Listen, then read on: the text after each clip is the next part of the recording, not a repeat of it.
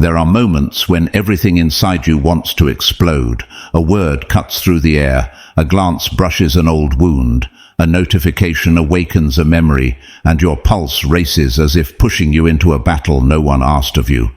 The impulse to react is fast, seductive, and convincing. It makes us believe that responding immediately is defending our dignity. Yet between the stimulus and your movement exists a tiny place almost no one visits. That place is a silent room. There your freedom waits. If you learn to inhabit it, the outcome changes. Marcus Aurelius summed it up with sobriety. The happiness of your life depends upon the quality of your thoughts. Quality is often measured by the capacity not to be a slave to impulse. Not reacting is not giving up justice or hiding the truth. It is postponing the verdict until judgment is clear, like a good magistrate who listens and asks for evidence before delivering a sentence. Seneca taught that it is not events that disturb us, but the opinion we have of them. When opinion inflates and takes up all the space, reality deforms. When subjected to examination, it regains shape and proportion. Breathe, look again, and place each piece where it belongs. What seemed like offense may be clumsiness. What sounded like contempt may be fatigue. What you interpreted as attack may be someone else's fear. The training that separates the one who reacts from the one who responds is simple to describe and demanding to practice. The pause. 3 slow nasal breaths build a sufficient dam so the river of emotion does not sweep away the valley of your reason. As you inhale, you remember your body is a landscape, not a fire. As you exhale, you admit your ego does not need to win every argument. Epictetus was direct. It is not things that rob us of peace, but the judgment we pass on them. When emotion presses, judgment becomes a hurried craftsman. The pause restores skill, patience, and precision. Think about your recent day. How many times were you right but lost it through your tone? How many times did you say the truth but chose the worst moment? Inhabiting the space of non-reaction is learning that your energy is finite and your time precious. Memento mori is not a dark slogan, it is a compass. Remember everything passes, and ask yourself if what inflames you today will still matter tomorrow. When finitude enters the scene, grievance shrinks, urgency calms, and response becomes cleaner. This art rests on the muscle of temperance, which is trained with small acts. Tidying your desk before starting the day, walking 5 minutes when your mood grows heavy, drinking water before sending that message, minimal gestures that educate the will. If you choose what is difficult when you are free, you will choose what is right when under pressure. Temperance does not arise by accident. It is crafted with gentle discipline, with promises kept in daily life, with limits that protect you even from your own enthusiasms. Looking from above also helps. Imagine yourself observing your life from a quiet terrace. Noises fade, figures regain proportion. What seems intolerable today may tomorrow be an innocuous remark. What today inflates your ego may tomorrow bring you shame. Raising perspective does not neglect reality, it illuminates it. If the scene still matters after 24 hours, it deserves your firm word. If it fades, you will have protected your peace without guilt. Reframing allows you to move from drama to choice. The practice of rehearsing the setback before the setback makes you prepared. Premeditatio malorum is not pessimism, it is preparation. Visualize delays, objections, and misunderstandings. That way, when they appear, they will not take command. The one who has seen the storm from port, setting sail later with care, governs the helm better. Serene is not the one who never stirs, but the one who knows the map and accepts there will be waves. You will also discover that asking before answering is a form of justice. Summarizing what you have heard to confirm you understood de-escalates conflict and disarms your pride. When the other feels heard, the fire loses oxygen. That moment opens the door to prudence. You choose words that add rather than words that humiliate. You move toward agreement or a healthy boundary. There are times when writing before acting saves a relationship. Putting on paper what beats in your chest cools the blood, organizes the argument, and distills the intention. Reading your draft aloud reveals exaggerations, sarcasm, and traps. Then you choose verbs and silences more wisely. Sometimes the highest response is a shorter version. Sometimes victory is deliberate omission. This episode is training to make habitable the space between fact and interpretation. You will walk through 10 practices that consolidate that mastery. You will suspend judgment to see clearly. You will breathe to regain command. You will distinguish what is controllable. You will look from above to deflate the drama. You will rehearse setbacks so nothing catches you off guard. You will train temperance with small challenges. You will ask before answering to honor justice. You will write before acting to protect bonds. You will choose your role over your wound, and you will remember finitude to preserve your peace. You will not become cold. You will become free. If you were ever called intense, hot-tempered, or too sensitive, do not carry that label as destiny. Labels describe a moment, not an essence. Non-reaction is a learned competence, like learning a language or strengthening a muscle. Start small. Lower your voice volume by 20%. Delay your response by 1 minute. Walk a few steps before returning a call. Repetition carves new nerves. At first it will feel artificial, then it will become natural, and finally it will be your second skin. When you stumble, do not insult yourself. Take note, apologize if necessary, and try again. Progress is silent but steady. At the end of this journey, you will not have acquired a trick, but a way of being in the world. Not reacting will allow you to hear what is essential beneath the noise, and to choose with dignity. You will cultivate the composure that sustains difficult decisions and the tenderness that humanizes every boundary.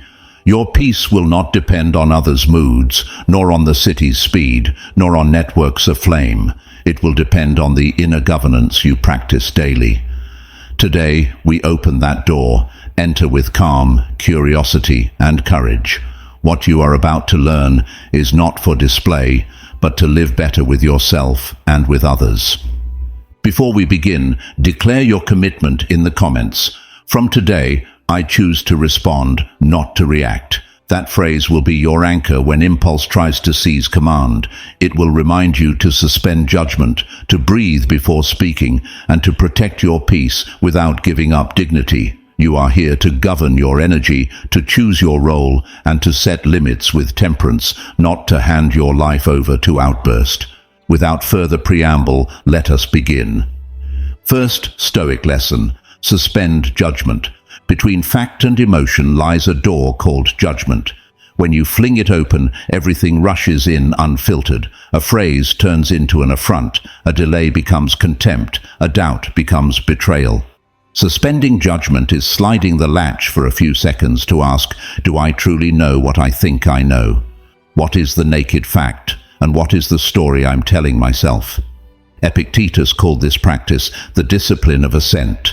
Do not give your signature to the first impression. Look, recognize, name, and only then decide. Imagine you receive a short message. Let's talk tomorrow. Your wound may translate it as a threat, your pride as disdain, your fear as abandonment. But the fact is only 4 words and a period, nothing more. The rest is interpretation.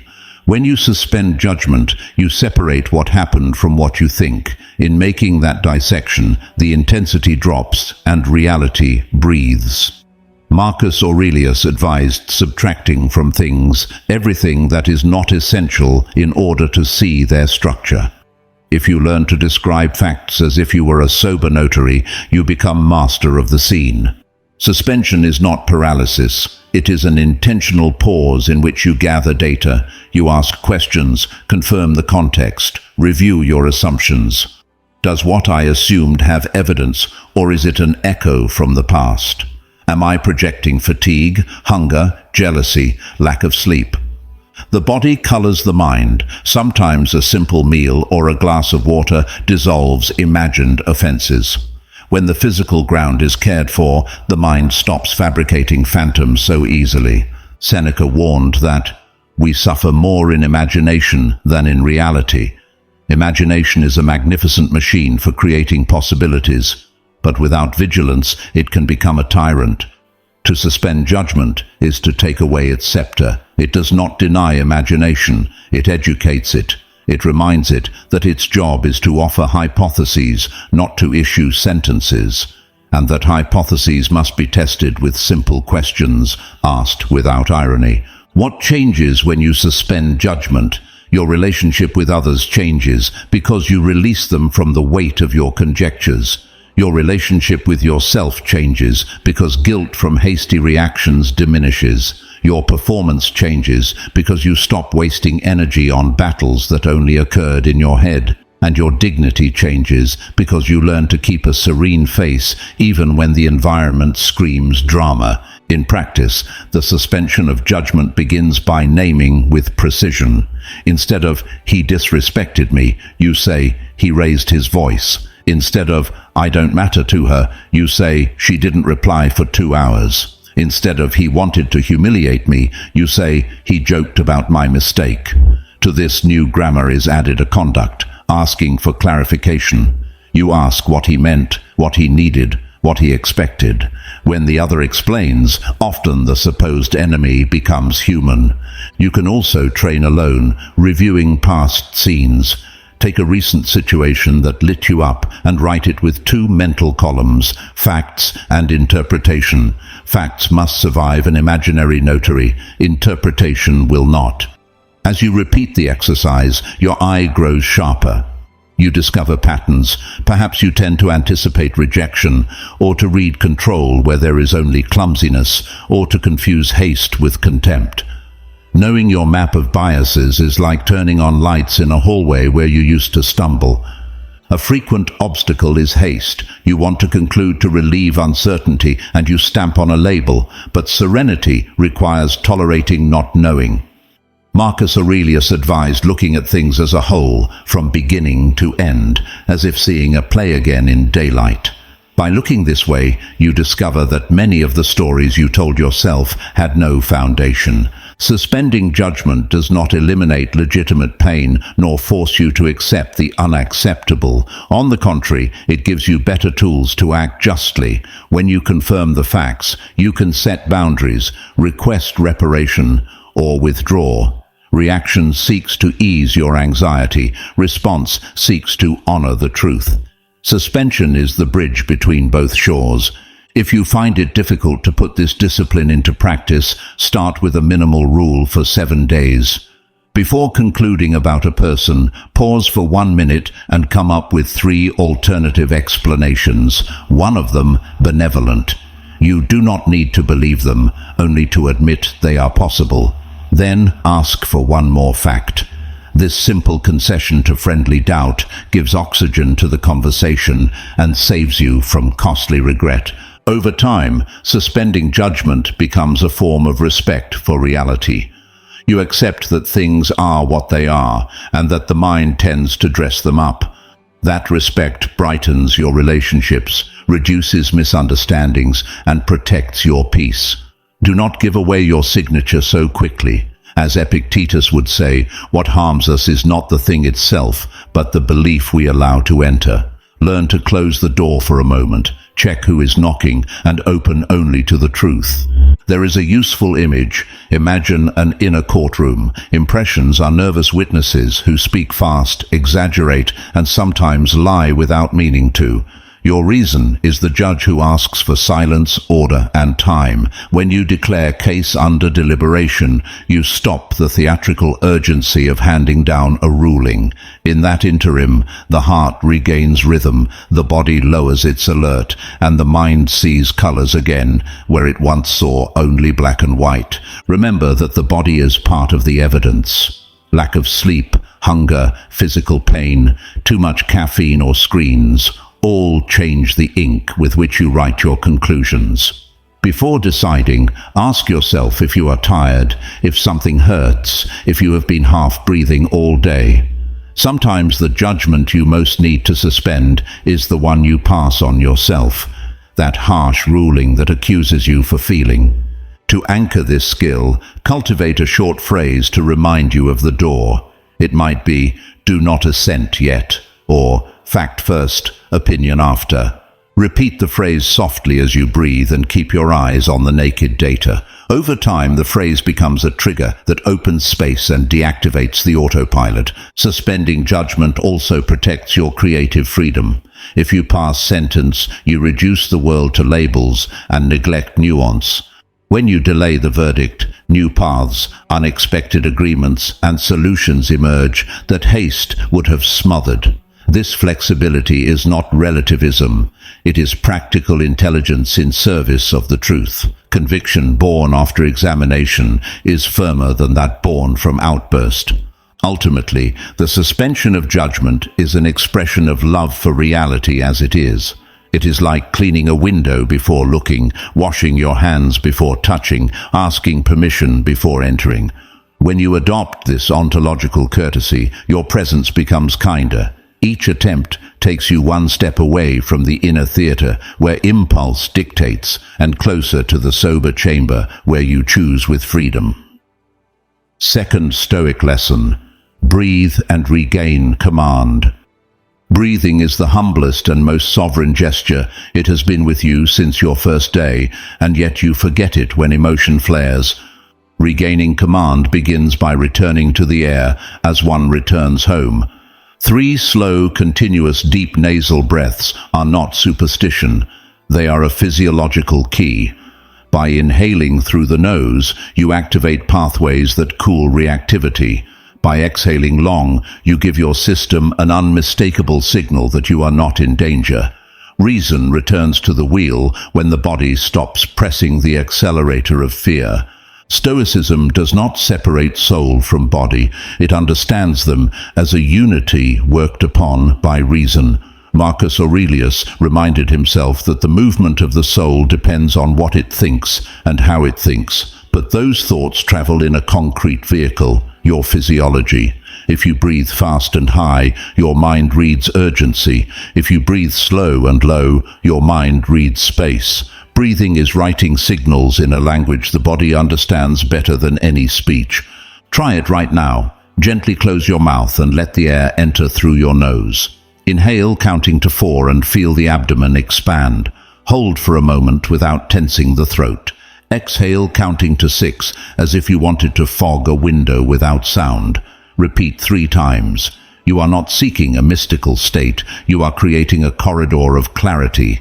The emotion does not disappear, but it stops dragging you down the stairs. Biology explains the miracle. By lengthening the exhalation, you increase the activity of the parasympathetic brake, the system that prepares you to repair and discern. When the brake engages, the pulse decreases, blood returns to the prefrontal cortex, and you can evaluate with more precision. Breathing in this way does not deny the offense nor cancel injustice. It simply places you at a point where choosing is no longer a heroism, but becomes a real option. Epictetus would say that you do not control what happens, but you do control how you interpret it. Breathing gives you the minute you need for that interpretation to be worthy. It is a portable anchor in the marketplace, in the office, in the car, at the family table. It requires no tools, no permission, no stage. It only requires memory and decision. When you feel the blow, remember the air. When you remember the air, decide to take it consciously. Seneca advised measuring disturbance. If you can quantify it, you can modulate it. Breathing is a dimmer that regulates the intensity of your response. It does not make it non-existent, it makes it habitable. Sometimes 3 cycles suffice. Sometimes you need 5 minutes. What matters is to sustain the act until you can look without your blood making you tremble. Breathing well also orders speech. When air is scarce, sentences come out cut. The tone becomes sharp, and the intention is perceived as hostile. By filling your lungs calmly, sentences find rhythm and flow. You hear yourself as you speak, detect excesses, and choose soberer verbs. The other not only hears what you say, they feel the cadence with which you say it. Breathing is the music of prudence. In critical situations, air may be your only agreement with yourself. Think of a heated argument. You set internally a pact of 4 cycles before responding. Or, in a decisive meeting, you decide to breathe low and long throughout the other's presentation. It is not passivity, it is strategy. While others ride the wave of impulse, you anchor yourself at the bottom and let the surf pass without sweeping you away. There are daily habits that prepare this resource. Walk a few minutes in the sun, yawn without shame to unlock the diaphragm, pause the screen and look far for 30 seconds, drink water, open a window, gestures that restore verticality to the body and space to the mind. Whoever tends their breathing outside of crisis finds the tool available within it. Sometimes the difficulty is not breathing, but remembering to do it.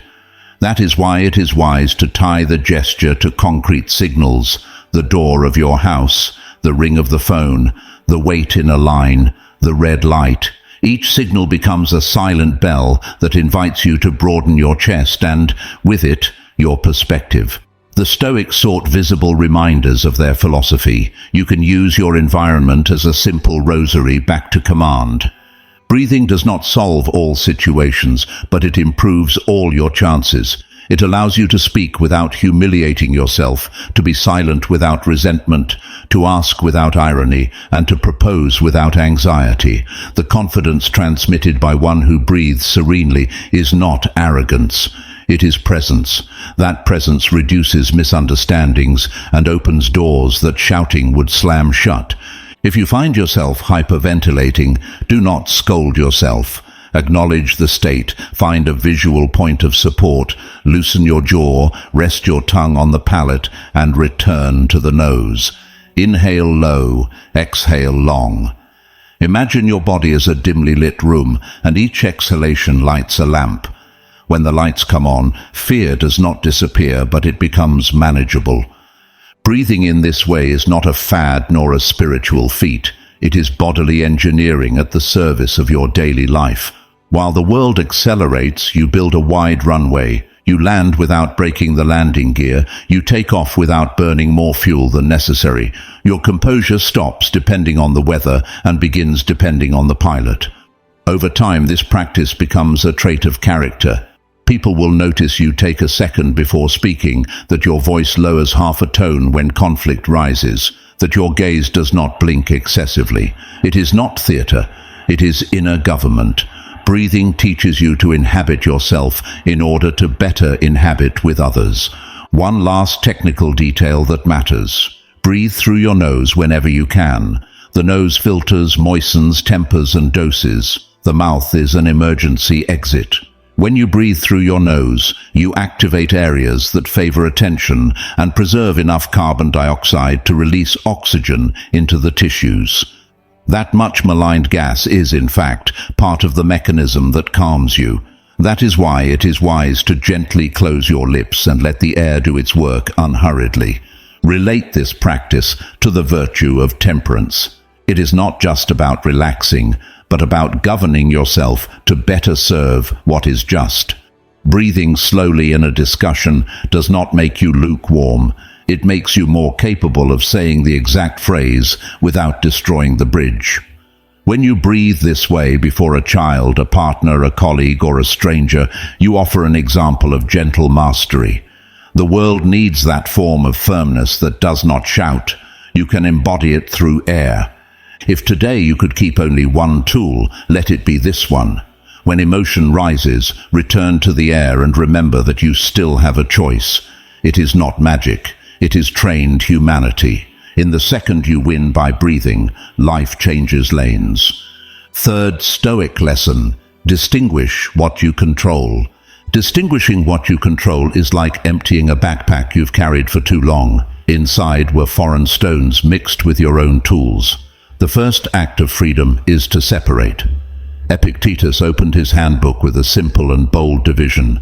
There are things that depend on us: judgments, decisions, desires, aversions, and things that do not depend on us: body, reputation, wealth, offices, the actions of others. Confusing the two lists produces suffering. Ordering them produces operative serenity. When you fail to distinguish, you waste your strength fabricating results that are not in your hands or trying to control people who have their own helm. When you do distinguish, you invest your energy in what you can sustain. The clarity of your intention, the precision of your word, the nobility of your acts, the vigilance of your thoughts. This shift of focus does not make you indifferent, it makes you effective. Imagine a tense meeting. You do not control the other's reactions nor the day's weather, but you do control your preparation, your breathing, your temperance, and your honesty. You can care for the structure of your presentation, the rhythm with which you respond, the courtesy of your disagreement. At the end, let the result be whatever it is. You will evaluate it to learn, not to torture yourself. Dignity is sustained in that gesture. Seneca warned that most lie bound to borrowed fears. We are frightened not by what happens, but by what we imagine might happen. When you ground yourself in the realm of what you control, you lower the mortgage on the future and the debt of the past. You do not absent yourself from tomorrow, nor deny what has happened. You simply place your feet where you have agency. This distinction is not learned once. It is practiced every day. Begin with a question. Where is my sphere of action right now? If the answer includes verbs that depend on you, write, ask, arrange, listen, measure, offer, limit, you are on your ground. If it includes verbs that depend on others, convince, change, please, impress, impose, you are trying to steer another's ship. Return to your own bridge of command and work from there. Take an inventory of concerns: health, money, reputation, relationship, project. For each, write 2 columns: what I control, what I don't. In the first, note routines, habits, skills, necessary conversations, boundaries. In the second, note others' decisions, third-party judgments, accidents, external timings. When the list is on paper, mental fog clears. You know where to place your shoulder and where to place patience. To distinguish is not to disengage from others. On the contrary, it makes you more trustworthy. Those who insist on controlling what is not theirs become invasive. Those who occupy their own zone of agency become responsible. Healthy relationships are built with people who know where their frontier ends and another's begins. That clarity diminishes useless fights and allows for more honest agreements.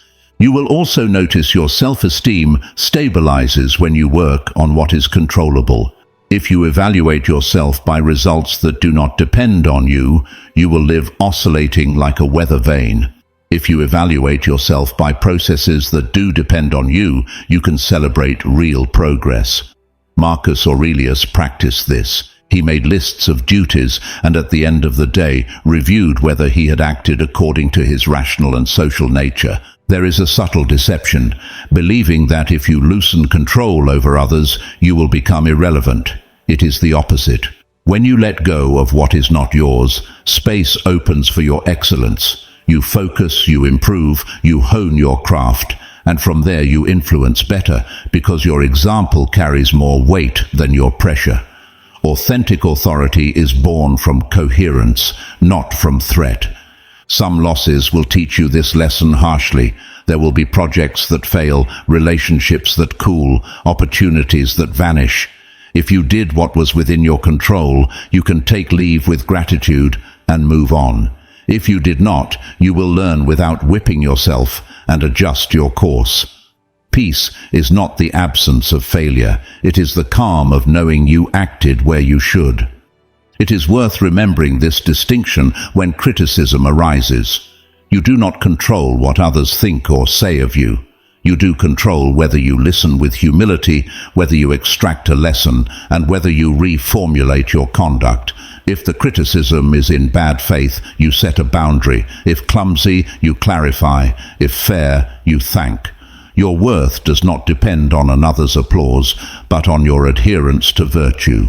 To consolidate the practice, design a small morning ritual. Before starting, define 3 controllable actions that serve your aims. Prepare a report, make a difficult call, train for 40 minutes, tidy your workspace. If at day's end those 3 pieces are done, you will have an objective victory even if the environment was hostile. Distinguishing what you control also protects your joy. When you stop chasing the uncontrollable, you discover small gratitudes, the clarity of an idea, the cleanliness of a gesture, the elegance of a boundary, the strength of a commitment. That joy is not euphoria, it is sober satisfaction that feeds constancy. In the Stoic map, freedom is not doing what you want, but wanting what you ought.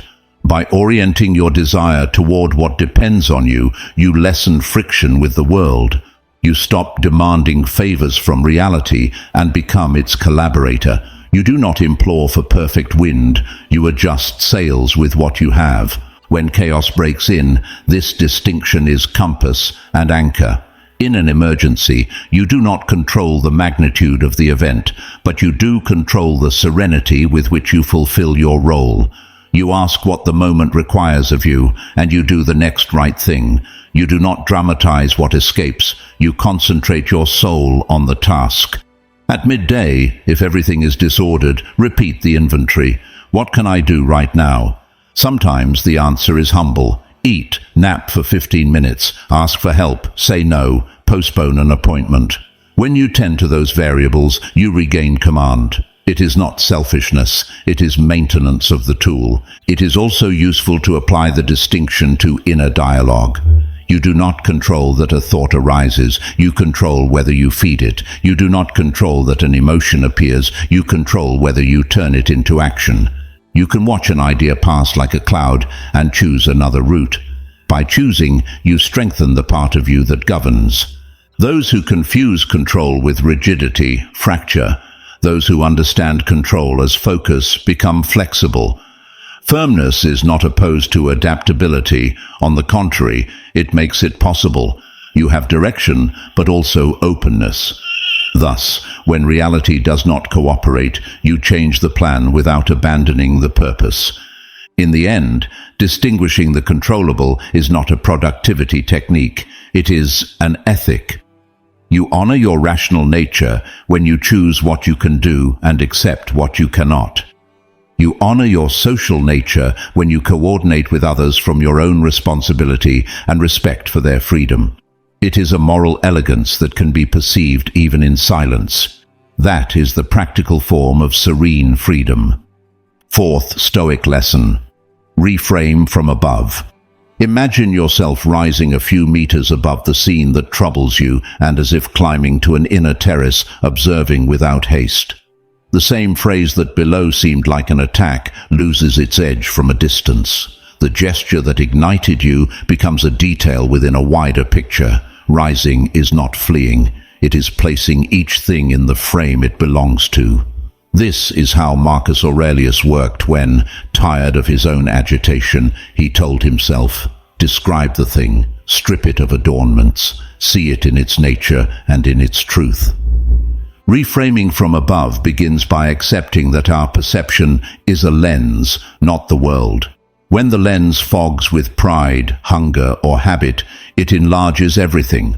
When you clean it, reality shows itself. It is not things that disturb us, but the opinion we have of them, Seneca reminds us. Opinion is not an enemy, but it must pass through the filter of reason. Ask yourself what a version of you in 24 hours would see, or what a benevolent friend who heard the whole story would say.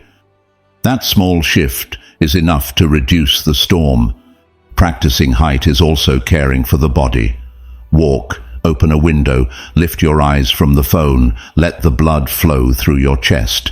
A governed body lends serenity to the mind. When the pulse lowers, words stop seeking revenge and begin seeking meaning. Epictetus, master of inner command, asked impressions to undergo examination. "Stop, impression, let me look at you."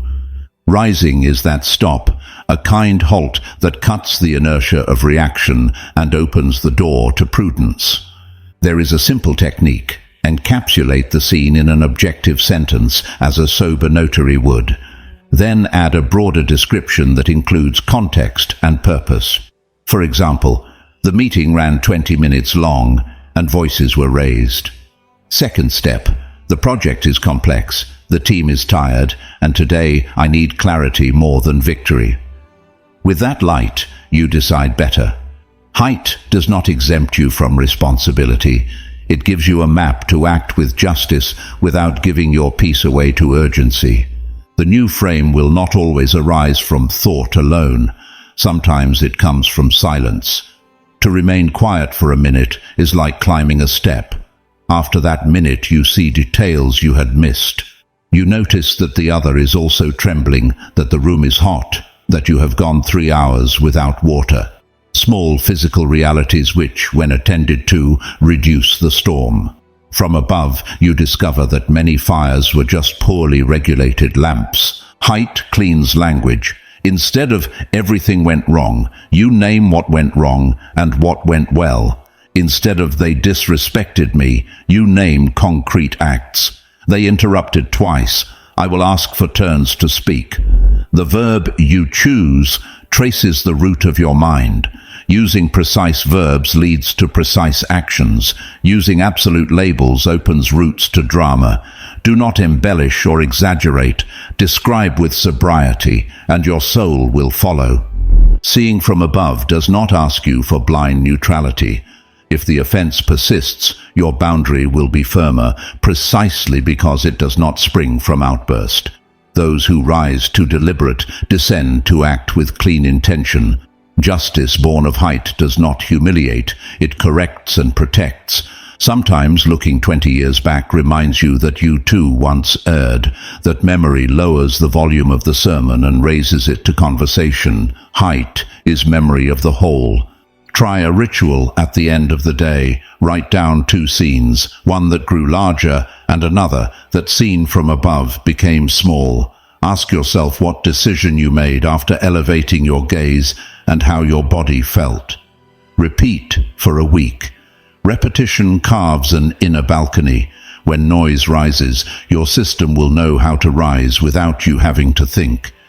It is not magic nor naive positivity. It is training of attention.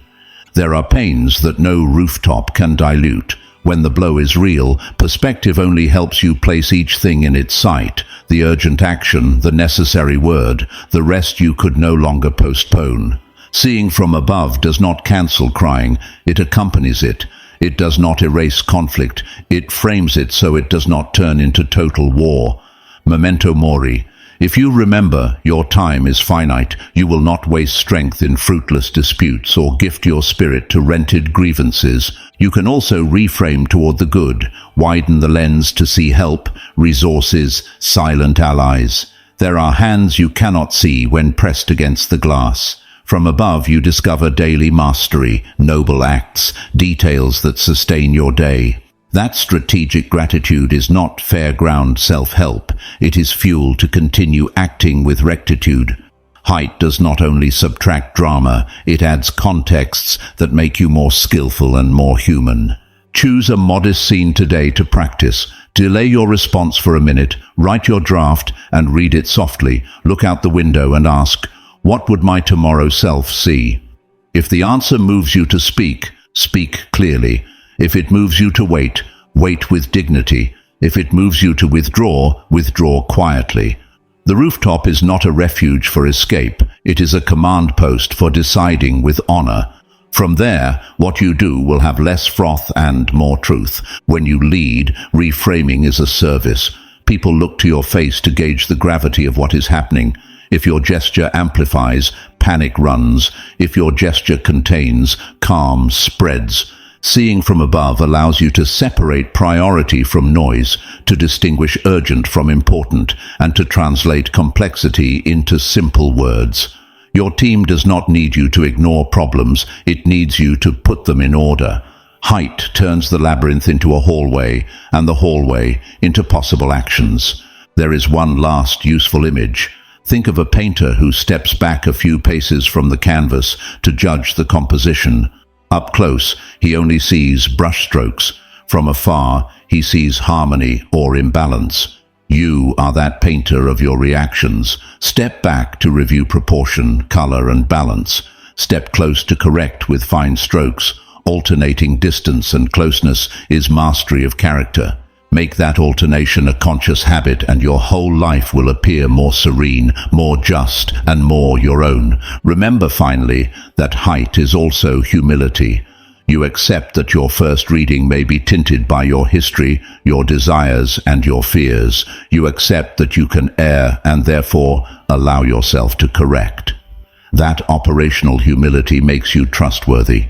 You do not pontificate, you inquire. You do not accuse, you ask. You do not impose, you propose. Those who hear you perceive the cleanliness of your intention and lower their defenses. Height does not place you above anyone, it places you above impulse. There you choose better, care for your words, and protect your purpose. Rising before responding returns less noise, more order, and a freedom that does not depend on another's mood, but on the inner government you cultivate day by day. Fifth Stoic lesson: rehearse the setback before the setback. Premeditatio malorum is a workshop for the practical soul, to soberly rehearse possible difficulties so that when they arrive, you do not by panic but margin. It is not superstition, nor a prayer to misfortune. It is loving foresight. Seneca practiced it like one strengthens a muscle. He who anticipates the blow breaks its force. The blow does not disappear, but its edge becomes bearable because your inner governance has already shown up at the scene. Rehearsing the setback vaccinates you against surprise, and that vaccine is applied freedom. Imagine that tomorrow the key meeting is delayed, the promised response does not arrive, or an ally changes stance. Visualize the scene with sensory clarity, the room, the looks, the creak of a chair. Notice how the body tries to leap to conclusions. Then introduce breath and purpose. What is the next right thing I can do? When you draft an anticipated response that honors temperance, justice, and prudence, the future becomes less threatening. You do not control the wind, but you do control the angle of your sails. That adjustment is yours. Practice under low pressure so that, when the tide rises, the gesture is already ingrained. In the taxi, imagine the road is blocked and you choose an alternate route without insults. At home, imagine something is lost and you decide to search without drama. At the office, imagine being interrupted and you ask for your turn with firm courtesy. Each small simulation carves a neural path your mind will follow when difficulty becomes real. Epictetus suggested speaking to impressions as to hurried messengers. Stop impression, let me see you. Write the premeditation to give it weight. Divide a page into 3 columns. Could happen. I will be tempted to. I will choose to respond with. In the first, note a plausible setback. In the second, recognize the immediate impulse to shout, reproach, give up, blame yourself. In the third, define your virtuous conduct. To ask, to postpone, to set boundaries, to thank, to withdraw quietly. That script disciplines your imagination. It does not gag it. It puts it at your service, so it produces useful scenarios and honorable actions. The most common trap is to turn rehearsal into catastrophizing. Stoic foresight does not feed monsters. It reduces them to size so you can work with them. Look at hard endings, but also look at your steadiness holding the essential. Focus on the part that depends on you: order, clarity, habits, boundaries. Marcus Aurelius began his day reminding himself he would encounter the ungrateful, the impulsive, and the vain, and that even so he would preserve rectitude and benevolence. That reminder is a moral rehearsal of the highest precision. When the real setback exceeds your scripts, rehearsal will still serve you. It will have taught you to inhabit the first hour without destroying bridges. You know whom to call, what to keep silent, what to postpone. You know silence can be a noble decision, and that crying does not make you weak. Adult premeditation does not ask you to fake serenity. It invites you to sustain yourself with humanity. Courage does not consist in not trembling, but in choosing well while the hand trembles that opens the right door. Something subtle blossoms when you rehearse. You become more compassionate. Having contemplated the possibility of another's failure makes you less strident when someone else falls short. You recognize that fatigue, ignorance, or fear may be at play. Compassion does not make you naive, it nourishes justice.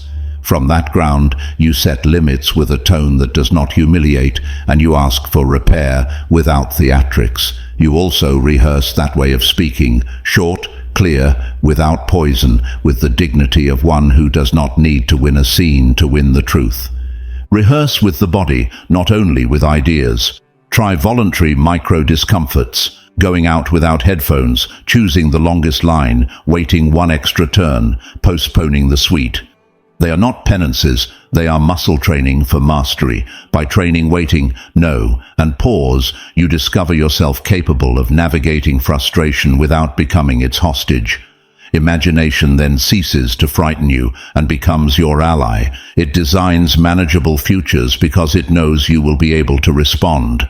There are setbacks that cannot be prevented. A loss, an illness, a betrayal. There the rehearsal becomes an emergency code. In hour 1 I breathe, in hour 2 I accompany myself, in hour 3 I ask for help. A humble, human and sufficient protocol not to burn down what can still be saved. Epictetus would put it this way: you do not choose what happens, you choose how you dispose yourself. And that practical disposition, repeated in times of calm, becomes character in the storm. Make premeditation a brief ritual at first light. Review the agenda and ask, what could twist? What would I do if A, B, or C happens? What phrase would I use to ask for time, to give thanks, to set a limit? You do not need 1,000 scenarios. You need 3 good phrases and a body trained to hold them. Rehearsing the setback does not rob you of joy. It gives you back the freedom of being ready without being tense. Preparing does not call for evil. It calls forth your best self to receive whatever comes with honor and steadiness. The mind learns through repeated exposure. If you only expose yourself to the desirable, the first stone will seem a mountain. That is why rehearsal is an act of love for the future. You teach yourself to live with the real, not the ideal. When you have mentally traveled alternate routes, your tomorrow self will thank you. It does not waste minutes on useless guilt, nor punish others for normal surprises. It reorganizes, communicates, and continues. The setback ceases to be a personal enemy and becomes a component of life you know how to process. It also matters to rehearse the tone. The same idea can heal or wound, depending on the music with which you pronounce it. Say aloud the phrases you would use. I need time to respond. I appreciate your patience. I prefer to discuss it tomorrow. Here I will set a boundary. Adjust them until they sound true in your mouth. Falseness is smelled, authenticity is recognized. Repetition will allow that, in the critical moment, the words come out whole, even when the pulse asks for speed. In teams, shared rehearsal creates resilient cultures. If everyone knows what to do when Plan A fails, no one freezes. The load is shared, communication is without blame, and decisions are made with sufficient information. A leader who rehearses does not seek culprits, he seeks paths. He describes the fact, assigns the next action, and protects common morale. That protection is gold when the storm hits. It sustains dignity without denying difficulty. Do not confuse rehearsal with obsession for control. Rehearsal does not mean closing all doors of the future. It means opening some in advance so that, when you must pass through them, the hinges do not wound you. Afterwards you let go and trust. The balance is fine. Prepare what you can and accept what comes. Marcus Aurelius insisted on adjusting to the logos of nature, which sometimes offers favorable wind and sometimes asks for rowing. In both cases, the noble gesture is to advance with measure. There is a clear image. A pilot who reviews procedures before takeoff does not call for tragedy. He protects lives. When you react automatically, you hand your power over to the first stimulus. Your peace depends on another's tone, your day on a notification. Between the fact and your response, there is a space where your freedom lives. If you do not train it, impulse decides. Subscribing is choosing that training. Here each week we lower activation with conscious breathing, suspend judgment to see clearly, and reframe from above to respond with temperance. Not empty theory, brief protocols to apply in the exact minute when the blood rises. Not subscribing is to remain hostage to urgency. Subscribing is to have at hand a voice that reminds you at the critical moment that you can choose. As Epictetus would say, you do not choose what happens, you choose your disposition toward it. This space makes that choice practicable. Do it now. Subscribe.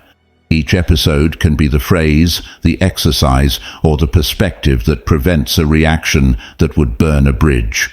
Your life was not made to catch fire at any spark, but to respond with clarity, dignity, and virtue. Sixth Stoic lesson. Train temperance daily. Temperance is the art of giving each impulse its proper measure. It is not coldness, nor a renunciation of life. It is mastery of rhythm, so that strength serves what is essential. Whoever lives without temperance ignites over small sparks and exhausts themselves in petty battles. Whoever cultivates it maintains a steady pulse that protects their peace and that of those around them. Seneca warned that many lose the day not through great tragedies, but through 1,000 tiny leaks. Temperance seals those cracks, and in doing so, restores dignity to the present. Training temperance daily is building a scaffold of small decisions. Marcus Aurelius called himself to order each morning when the bed tried to hold him. Rise, because you were born to act. He did not speak of spectacular heroism, but of maintaining form in the ordinary. Small voluntary discomforts remind you that not every desire commands. Shorter, colder showers, conscious pauses before responding, tidying the desk before starting, keeping the phone away while you work. It is not punishment, it is pedagogy of command. Measure also lives in words. The right phrase weighs more than endless speeches. Temperance tunes your voice, lowers it half a tone in conflict, and chooses verbs without venom. Ask before accusing, set boundaries without theatrics, remove what is unnecessary. Epictetus taught to examine impressions before assenting. Tempered words are born from that prior inspection. When you speak after seeing clearly, your voice is perceived as clean and bonds are grateful. The body is both ally and school. Eat attentively in the first bites. Move every day, even if just a little. Regulate caffeine. Care for your sleep. Hydrate simply. A fatigued body negotiates worse with its impulses. A cared-for body lends you calm and precision. You do not need an extreme regimen. You need kind consistency. Temperance is not noisy abstinence. It is functional elegance. It lets you enjoy without being enslaved and withdraw without resentment. The economy of your time is privileged territory. Decide focus hours and guard them as a noble good. Say no to meetings that do not require you, to screens that drain you, to promises your calendar denies. That no is not harshness, it is care. At the same time, say yes to what matters, to the task that advances your purpose, to the conversation long postponed, to the rest that prevents future mistakes. Temperance manages without stinginess. It distributes energy with good judgment. Do not confuse temperance with an aesthetic of scarcity. Sobriety does not seek to impress. It seeks to serve virtue. You can enjoy simple pleasures and honest achievements without losing form. Excess begins when pleasure takes the place of purpose and becomes tyrant. Temperance does not forbid you. It orients you. It teaches you to look a desire in the eye and say, "You will go with me up to here, no further." That limit does not extinguish life. It centers it. In relationships, temperance is tact and boundary. It recognizes when to speak and when to be silent, when to advise and when to accompany. It avoids the cruelty of gossip, the trap of irony, and the explosion that leaves debris. It does not withhold truth, but serves it in a form that can be received. If you ignite, ask for a pause. If confused, write before speaking. If hurt, ask for clarity. Temperance modulates intensity so that love does not wear out. To consolidate the habit, design 2 daily pacts, 1 minimal renunciation and 1 full presence. The minimal renunciation may be sugar in a drink, 10 minutes of screen time upon waking, responding immediately to every sound. Full presence chooses 1 task and inhabits it without dispersion, reading 3 pages attentively, training 30 minutes, tidying a space. At night, review if you fulfilled them. If you failed, correct without insulting yourself. Kind constancy always beats rigid pride. Temperance is also trained by looking from above. When a desire drags you, climb a step and view the whole picture, cost, benefit, coherence with your principles. Ask what your life gains if you yield and what it gains if you wait. That wider view returns agency. Marcus Aurelius urged to see each thing in its nature, stripping away surnames and trimmings. By bearing the object of desire, the mind regains command and the body obeys without violence. There is a sober joy that accompanies this path. You discover that serenity is not boredom, but the freedom of not being pushed. You say yes gladly when appropriate and say no without guilt when necessary. Your bonds feel safer, your work clearer, your rest more restorative. Not because the world has changed, but because you govern yourself with discernment.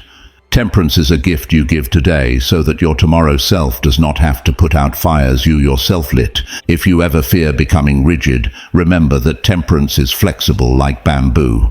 It bends when reality demands change and returns to form when pressure eases. Adjust plans. Do not renounce purposes. Correct the method. Do not abandon virtue. Whoever confuses measure with harshness breaks. Whoever understands measure as the art of dosing becomes resilient and gentle at once. Ask for help when needed. Temperance is not a solitary feat. Surround yourself with people who honor boundaries, admire sobriety, and know how to tell you the truth without cruel embellishments. Sharing your plan, your schedule, and your motives gives you support when temptation appears. It is not about accounting with shame, but about walking accompanied toward a life less reactive and more elective.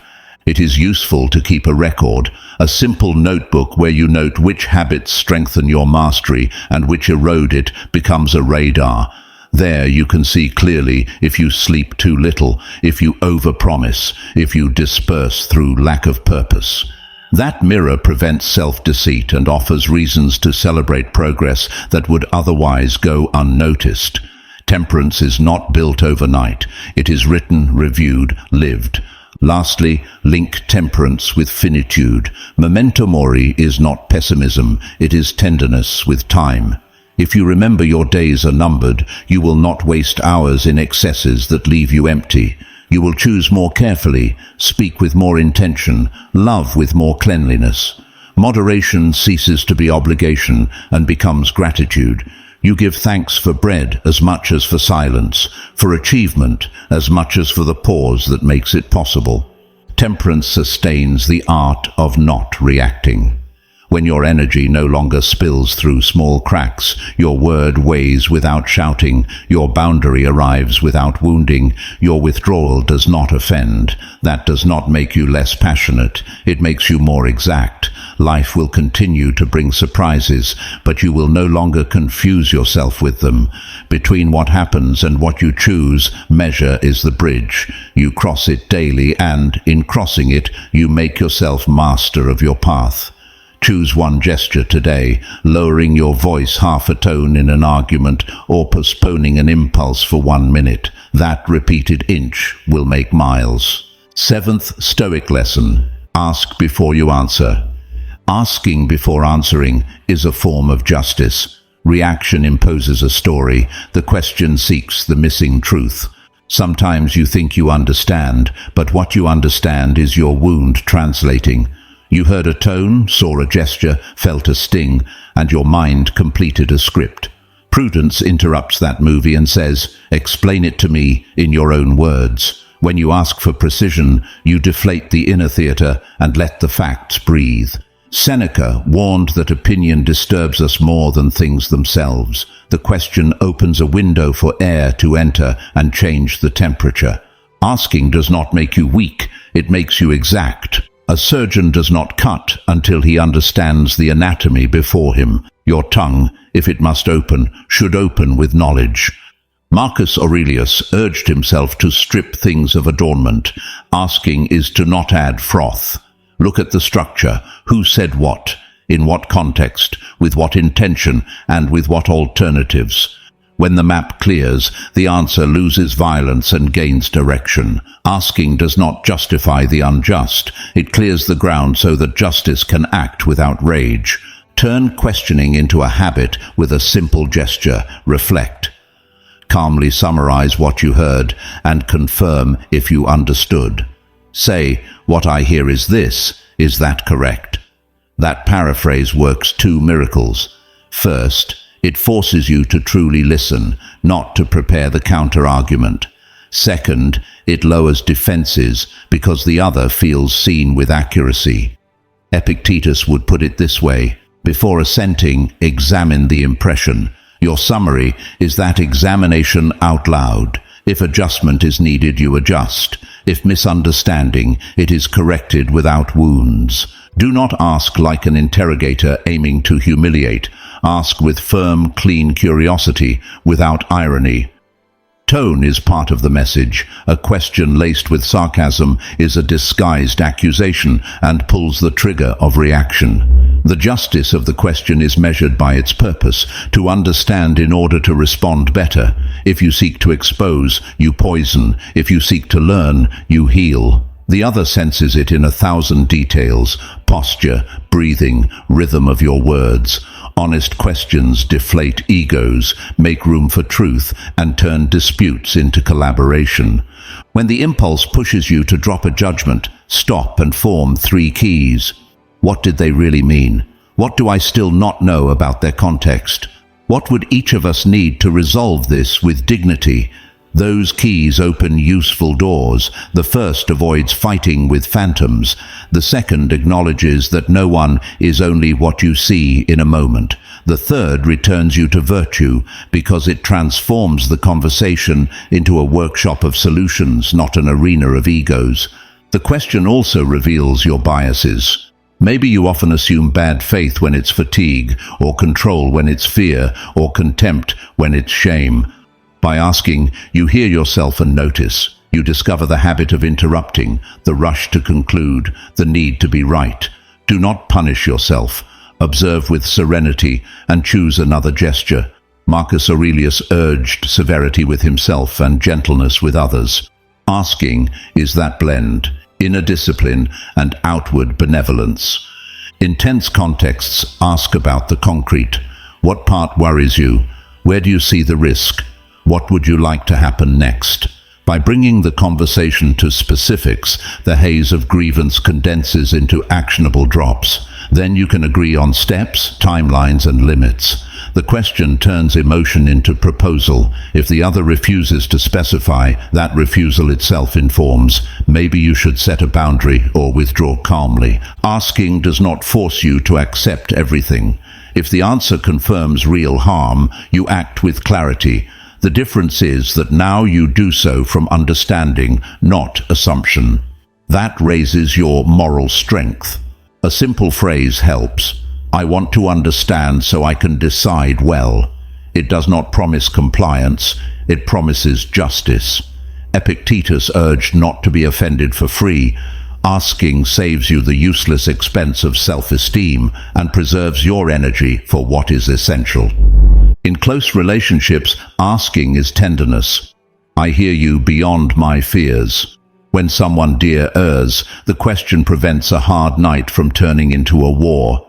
When you err, a sincere question opens the door to ask forgiveness truthfully. No one loses dignity by saying, I don't understand. Explain it to me. One gains respect for honesty and modesty. A soul that allows itself to learn does not need to shout to stand firm. There are silences that are also questions. A pause of 2 or 3 seconds before answering invites the other to expand on what they said or to correct themselves. It is not manipulation, it is verbal hospitality. In that calm, details appear that haste would bury. If none appear, your pause gives you a microspace to choose soberer words and to remember that your peace is worth more than a theatrical victory. Make questions an aesthetic. Speak like a craftsman of clarity, brief, direct, kind. Avoid defensive whys in cascades and interrogations seeking culprits. Prefer questions that open. What option seems fairest to you? How could we improve? What do you need from me and what will you commit to give? If the other does not cooperate, your form still honors your character. If they do, the dialogue becomes shared work, not a ring. Practice is not perfect. There will be days you ask and receive a harsh reply. That reminds you that you do not control others' reactions. You control perseverance in the method that humanizes you. Seneca wrote that courage grows by exercising it. Hold to the question even when the environment demands shouting. Over time, the margin of sanity around you expands and the conversation becomes nobler. At work, ask for criteria before arguing over preferences. What is the objective? What metric decides? What constraints do we have? Preferences lose tyranny when shared criteria appear. Questions turn friction into process and clashes into definitions. Sometimes by asking, you discover you are arguing over different things. Aligning them deflates the conflict. Also, remember to question your own mind. Am I tired, hungry, hurt, rushed? Do my words seek truth or applause? Will this reply represent me well when I hear it tomorrow? That self-questioning saves you from sending messages that would embarrass you in the cold light. If the inner answer says wait, wait. If it says speak, speak with the tone of someone who has already listened to themselves. There is, lastly, one question that contains them all. What would virtue do here? Ask what justice would do if you were judge, prudence if you were captain, temperance if you were teacher, courage if you were guardian. Choosing like this does not make you rigid, it makes you reliable. Whoever hears you understands you do not answer from whim, but from cultivated character. Then questioning ceases to be a formality and becomes a way of life. Ask to understand, understand to answer, answer to care. Thus, every dialogue leaves a trace of respect and order, and your peace remains available. Always. 8th Stoic lesson, write before you act. Writing before acting lowers the temperature of the blood and raises the clarity of the mind. When emotion tightens, the tongue runs faster than judgment. Ink, on the other hand, forces you to think slowly. A sincere paragraph cools the offense, clears exaggerations, and reveals hidden intentions. Marcus Aurelius wrote to see himself with clarity, like someone cleaning a glass before looking. Taking paper and pen is not a romantic ritual, it is a tool of inner governance. Start by describing the fact without adjectives. What happened exactly? Verifiable by witnesses. By stripping the account of adornments, you distinguish fact from opinion.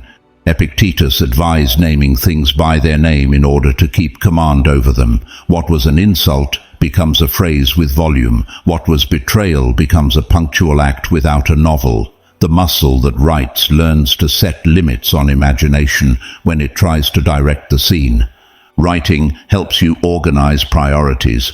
On a page, you can see if you are arguing out of pride or protecting a value. You see if the argument is about the method or the outcome, if you are seeking justice or revenge. With that map, you can decide tone and timing. Seneca warned that anger is not a good counselor. The notebook becomes a test bench where reason tests its pieces without breaking the real bond. Use simple formats. One paragraph for the facts, another for your emotions, another for your desires, and another for your proposal. This ancient architecture still works because it separates what is confusing. By declaring what you feel, you take responsibility for your state without turning it into a weapon. By declaring what you desire, you take charge of your need without disguising it as natural law. By proposing, you return to possible action and stop asking for miracles. Write as if tomorrow you had to read out loud what you think today. That temporal mirror deflates excesses and polishes verbs. When something outrages you, draft the raw version and let it rest. Return later and cut what humiliates, what generalizes, what relies on rumors. What survives that pruning is usually what truly needed to be said. Writing allows you to rehearse alternatives. Try 3 drafts with different aims: to clarify, to request, to set limits. By changing the aim, your words change. The precision of the aim is a compass. If you want to clarify, you ask questions and provide data. If you want to request, you respectfully name your need and your availability. If you want to set limits, you define conduct and consequence with serenity. Paper shows you if you are confusing aims and thus tangling the conversation. Sometimes nothing needs to be sent. Writing was everything. The act transformed emotion into understanding and understanding into calm.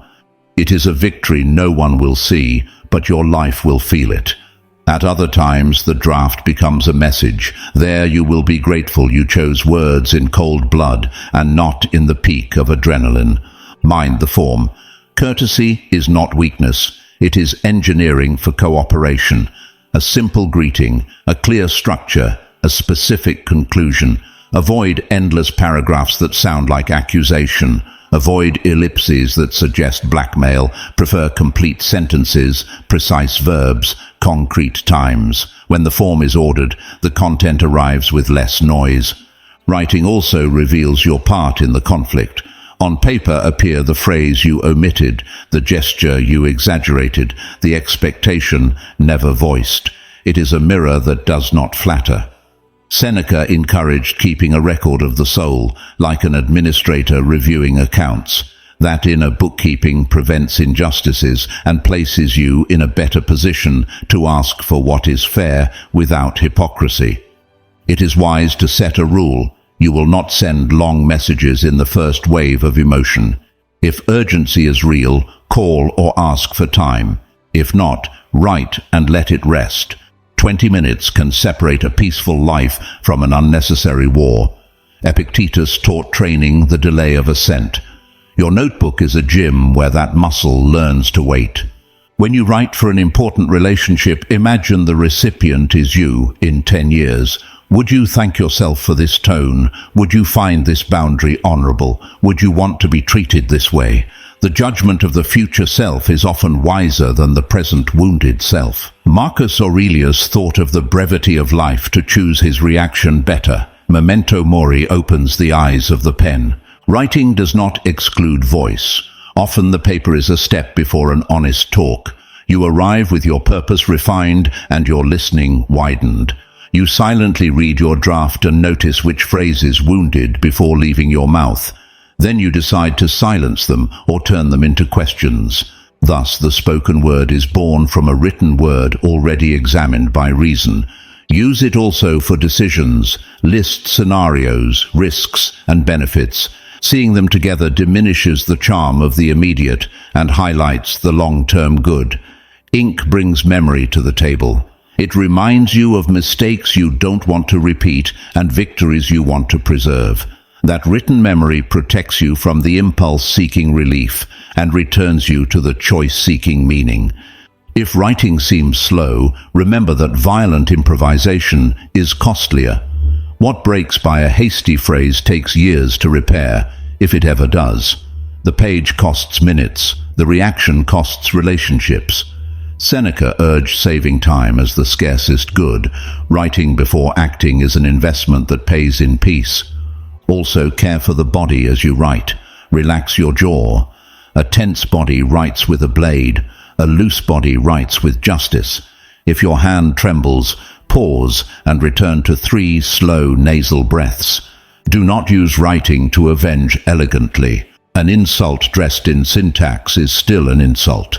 Writing to wound is shooting from a distance. Sooner or later it brings ruin back to you.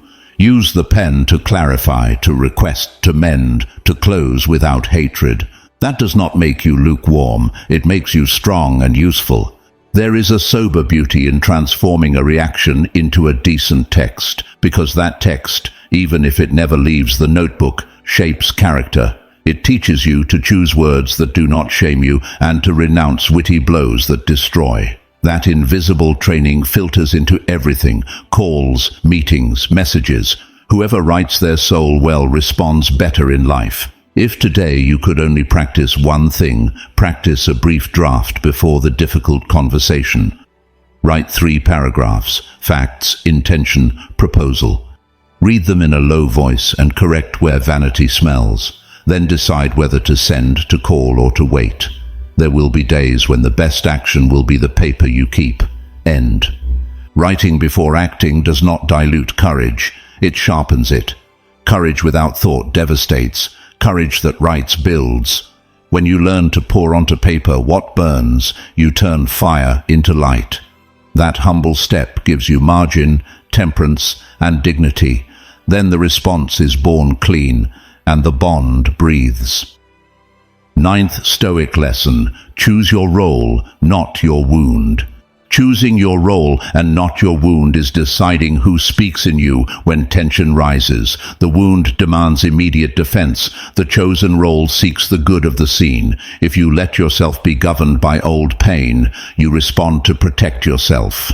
If you let yourself be guided by the role, you respond to serve truth, relationship, and purpose. Marcus Aurelius asked himself what was required of him by his condition as a human being, a citizen, a child of the Logos. That question pulled him out of whim and into function. Today, that same compass can carry you from the wounded self to the responsible self. The wound is a living past that tries to dictate the present. It may hurt for a reason. It doesn't have to command. Seneca warned that passions, if unchecked, drag us like harsh masters. The role is a deliberate choice: father, colleague, friend, leader, learner. When you choose the role, you choose values that support it: justice for the judge, temperance for the teacher, prudence for the captain, courage for the guardian. Epictetus taught to ask yourself what part you are assigned in the play. You do not choose the whole script, but you choose to play your part well. Ask yourself in the heat, what would the role I assume do here? If you are a father, perhaps the role calls for calm and containment. If a colleague, honesty and judgment. If a friend, loyalty and gentle frankness. Those answers do not erase the pain, but they channel it. When the role takes the floor, the froth settles, priorities are ordered, and the end is remembered. Your wound may want revenge, your role wants repair and future. Choosing a role is not performing theatre, it is revealing character. It is not about pretending it doesn't hurt, but about honoring an identity larger than the sting of the moment. Marcus Aurelius told himself, "Act as befits a rational and social being." That humble reminder keeps you from becoming an exalted child with the power of an adult. One who acts from role does not neglect himself. He takes charge of himself in order to take charge of the scene. The wound speaks in absolutes. They always do this to me. They never respect me. Everything is against me. The role speaks in precisions. Today this happened, at this time, with these people. Those precisions return freedom. Because you are not judging the world, you are looking at a fact, and facts, looked at carefully, are workable. The role lifts you out of the swamp of complaint and places you in the workshop of action. Choose a role before entering complex scenes. It is a silent pact. Today I will be a tempered coordinator. Today I will be a listening friend. Today I will be a respectful son. Those prior pacts support you when the environment pulls on your wound. Epictetus suggested preparing the mind for the encounters of the day. If you remember beforehand the role chosen, it is harder for grievance to knock you off track. Sometimes we confuse role with mask. The mask hides out of fear, the role expresses out of meaning. A mask hardens and isolates, a role opens and orders. Your role does not deny your emotion, it puts it to work. If you are sad, the sad father can still be tender. If you are hurt, the hurt colleague can still be just. That integration is maturity, sustaining what you feel without turning it into a weapon. When the pain is old, treat it separately. Write, speak in therapy, walk, pray, ask for help.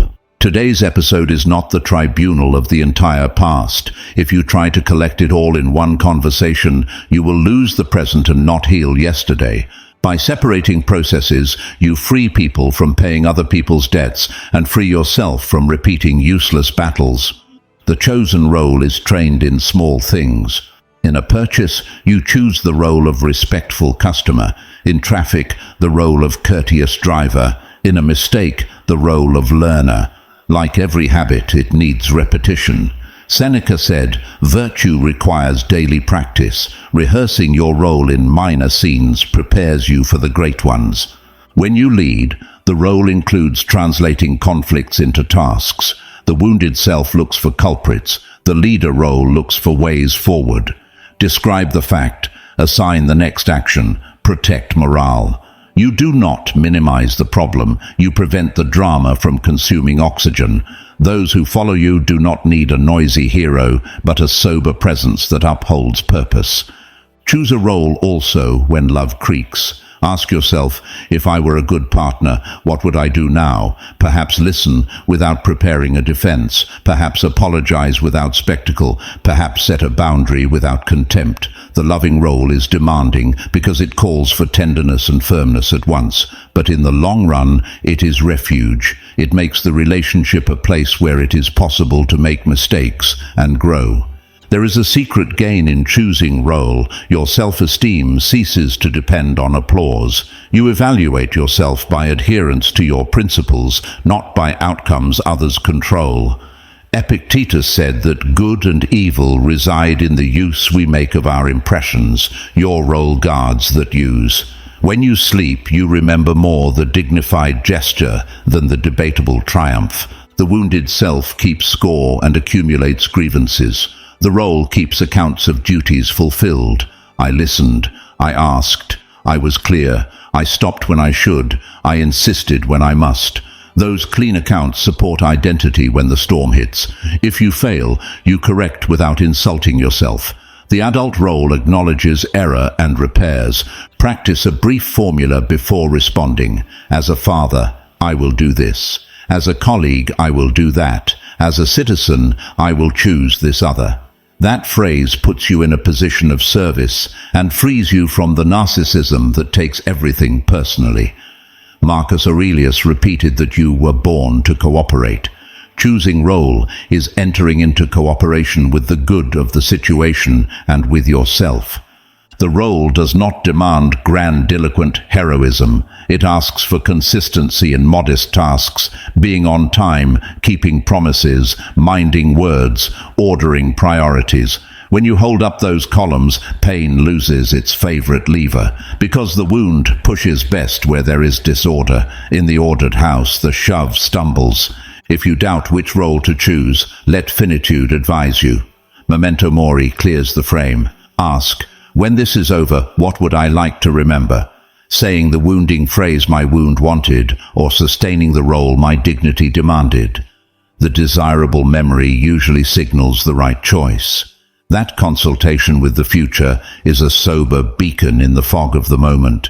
Choosing role does not mean swallowing injustices. It means that if you decide to set a boundary, you will do so with the music of virtue and not with the noise of revenge. A no said from role weighs more than 10 shouts from the wound, because the role takes care of form, and form takes care of substance. The message gets through, the bridge remains. Choose, finally, a motto to remind you of this practice. It may be, I do not react from the wound, I respond from my role. Repeat the phrase in a low voice when the body heats up. Breathe, remember your part, and act with the sobriety of one who knows who he is. Thus, the scene ceases to be the territory of old pains and becomes a workshop of character. Over time, the choice becomes habit. 10th Stoic lesson: remember finitude. Remembering finitude is adjusting the focus until life returns to its real size. It is not a gloomy thought, it is a lantern. It illuminates what matters and leaves in shadow what does not. When you tell yourself memento mori, you are not frightening yourself, you are ordering yourself. Marcus Aurelius, tired of the noise, repeated to himself that everything is ephemeral, the memory, the one who remembers, and that which is remembered. In that mirror fit today's offenses, the rush and the urge to win arguments that tomorrow will have no witnesses. Finitude does not shrink your worth, it shrinks the theater where you used to exhaust yourself. Finitude is not a license for cold detachment, it is an invitation to well-placed tenderness. If the days are few, choose more carefully where you spend your voice. Seneca suggested guarding time as a good we always lose without feeling it, and warned that it is already late when we finally realize it. If you accept that economy, you will not give your hours away to debates that fatten the ego and thin out peace. You will ask, will this matter deserve my energy in a year, in a week, tomorrow when I wake? Finitude turns that question into a criterion, and criterion into calm. Living under this reminder does not make you fatalistic, it makes you practical. Instead of demanding the world adjust to your whim, you choose the virtue that corresponds to you today. Epictetus drew it with precision. You do not control events, but you do control the use you make of your judgments. When you remember that you too will leave, you stop collecting minor triumphs and apply yourself to cultivating traits that remain in the memory of those around you. The temperance that avoided a shout, the justice that did not humiliate, the prudence that waited for the right moment, and the courage that held a boundary without rancor. That remains when applause fades. Finitude cleans language. You hear yourself say always, never, everything, nothing, and you smile. Those are words too big for such a brief life. You replace absolutes with concrete descriptions because precision is a form of respect. By naming with precision, a gentle peace appears. What seemed a war was a misunderstanding. What sounded like contempt was tiredness. What burns in your chest is also proof that you are still alive and can choose again. This reminder also orders love. If today were the last day, would you choose to wound the one you love in order to be right? Or would you try to understand even if no one applauds you? Finitude helps you prefer a healthy bond over satisfied pride. It is not about swallowing injustice, it is about ranking. Some battles are won by withdrawing in time, others by swallowing a phrase that would burn a bridge, others by asking forgiveness without ceremony. Memento mori gives you that tender courage that holds what matters and lets go of what does not.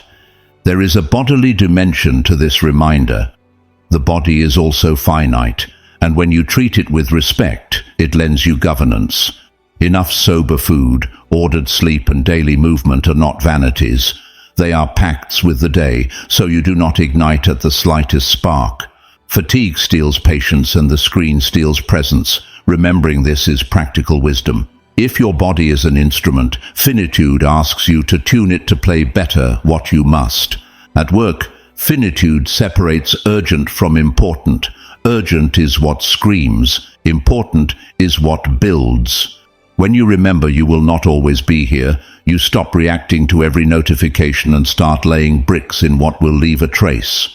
You decide with criteria and not with jolts. You protect spaces of focus and silence, and you accept that some responses can wait. The world will keep turning. Your dignity, however, depends on the way you turn with it. It also changes your relationship with criticism and praise. If everything passes, why give your peace away to a bitter comment or to a passing applause?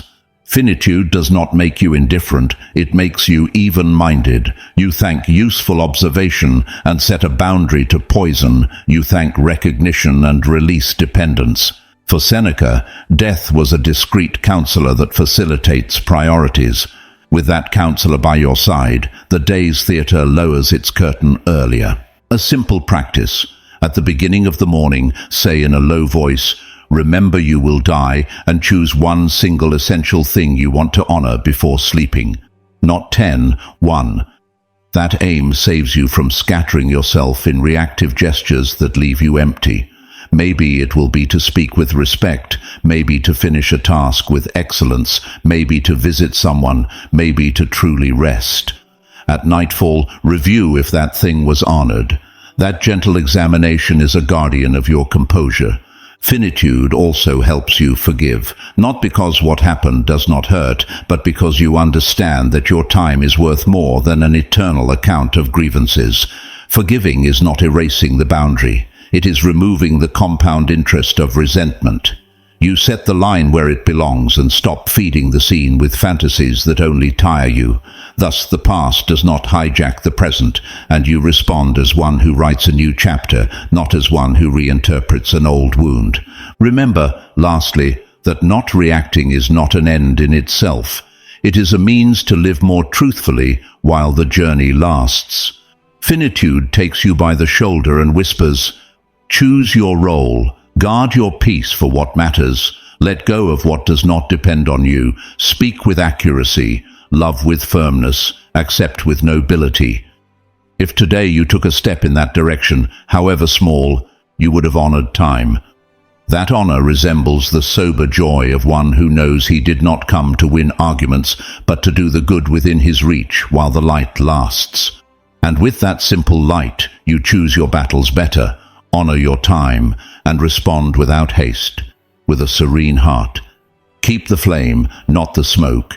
You have walked through a territory where urgency usually rules, and yet today you chose to slow down in order to see more clearly. Not reacting was not cowardly silence. It was the bravest gesture of your reason. Between the event and your judgment you opened a space, and in that space you found the helm you thought was lost. You return to yourself with broader breath, soberer words, and a tenderness that is not bargained away with the whim of the moment. The episode ends, but the art you learned begins now, in the first conversation that tests you, in the first message that presses you, in the first memory that tugs at your sleeve. Perhaps you notice new details. Your voice lowers half a tone when the other raises theirs. Your eyes do not dart to the phone that calls you. Your back straightens as if an invisible cord reminded you that you can govern yourself. That is not coldness. It is warmth well placed. It is the practical expression of that phrase from Epictetus, "You made your own today." You do not choose the cards. You choose how to play them.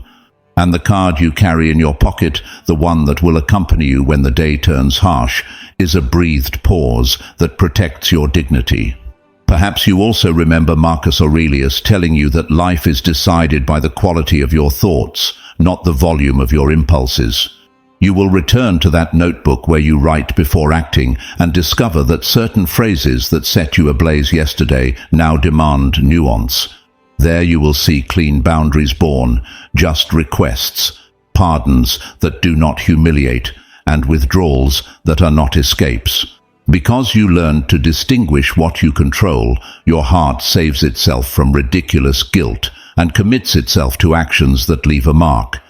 If you ask yourself how progress is measured, do not seek it in applause or clever comebacks. Seek it in the way you treat the first person who contradicts you tomorrow. Seek it in your capacity to listen to the whole story before passing judgment. Seek it in your strength to say no when the impulse demands you say yes. That intimate record is the one that, at night, will allow you to sleep with the serenity of one who acted according to his principles, even when the world did not celebrate it. On good days, the art of not reacting will make your joy humbler and more shareable. On bad days, this art will be your cloak. They resemble each other less than you think, because both demand the same thing: attention. Attention to the body that gives you signals before exploding. Attention to the language that can raise or bring down a house. Attention to the intention that gives music to your actions. When attention grows, the need to shout falls. When presence deepens, reaction loses its job.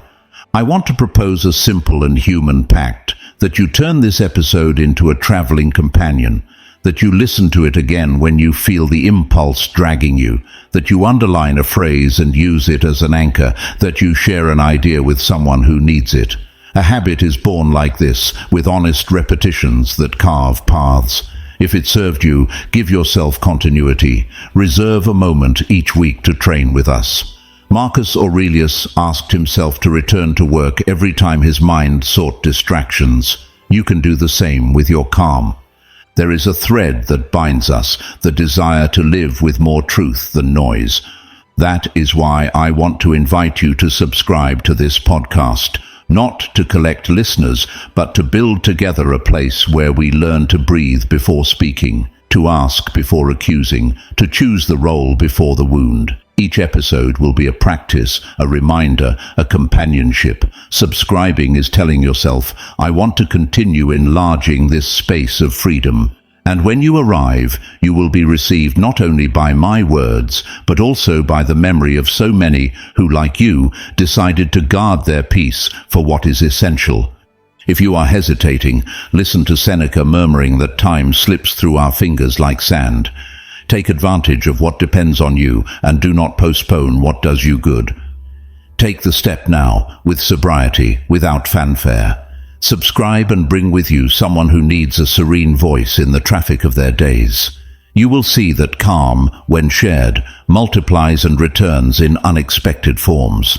A conversation that does not ignite, a project that organizes itself, a night that finally rests. And if today something inside you distrusts and asks if so much temperance will not extinguish your fire, remind that voice that fire does not go out when you govern it. It becomes useful. We do not seek stone hearts. We seek hearts that burn without destroying. The courage to say the necessary phrase and to keep silent the one that destroys. The audacity to set a boundary without hatred. The nobility to forgive without becoming complicit in harm. That is the kind of strength we cultivate here. Before we say goodbye, let me propose a brief exercise for tomorrow. Upon waking, choose a likely scene of tension and write it in 3 lines. Then, breathe 3 times through your nose and decide on a response that honors your role. Carry that decision in your pocket, like a humble talisman. At nightfall, evaluate if you used it and how you felt. Repeat for 7 days. When you do, you will find that the art of not reacting is not a concept. It is a practice that leaves visible traces in your voice, in your schedule, and in your bonds. If this episode accompanied you, subscribe right now and hit the bell so you do not miss the upcoming sessions. I promise rigor, sober beauty, and exercises you can apply that very day. I promise living philosophy without empty solemnity and without smoke tricks. And I ask one more thing. Write to us when one of these ideas saves you a conversation or gives you back an hour of peace. Those stories feed this work and remind us that strength is built by sharing it. Train with us the suspension of judgment, the breathing that restores command, the view from above, the rehearsal of setbacks, kind temperance, the question that opens, the writing that cools, the role that orders, and the memory of finitude. You will return again and again because each day brings its scene, and each scene is an opportunity to choose yourself. As Epictetus said, do not seek for things to happen as you wish, but wish them to happen as they do, and you will go on well.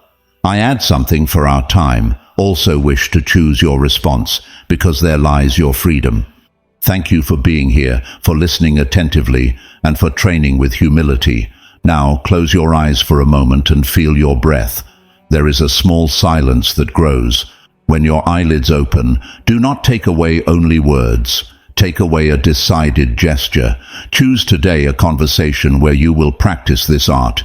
Take it to life, and if you want this path to find you each week, subscribe. Here you will have a place to return. Here we will keep the flame, not the smoke. If this message made you breathe deeply, even for a second, give yourself that gift. Subscribe so that each week we practice together the calm that decides and the courage that cares. Your voice is essential here. Every reflection strengthens and elevates our community, reflecting the true value of each individual and contributing to our shared Stoic identity. The reflection that receives the most support will be set as the standard of this community of Stoic minds, a community that does not flee from pain but walks through it with courage, with wisdom, with honor. We will see each other in our next gathering at Stoicism for Winners, where we will continue exploring the riches of Stoic wisdom applied to modern life. Now, take the opportunity to deepen your Stoic practice with new recommended podcast sessions. Follow us so you don't miss any reflection that could help you at just the moment when everything feels overwhelming. Every Monday, Wednesday, and Friday, we publish episodes designed to accompany you when life feels heavy, when it's hard to stay calm, when you need a word to remind you who you are. Not following us is to risk missing exactly that lesson that could bring back the peace you have been seeking. Until we meet again, remember, you are the sole owner of your perception, the creator of your peace, and the warrior of your own battle. This is the legacy of Stoicism, the art of being invincible.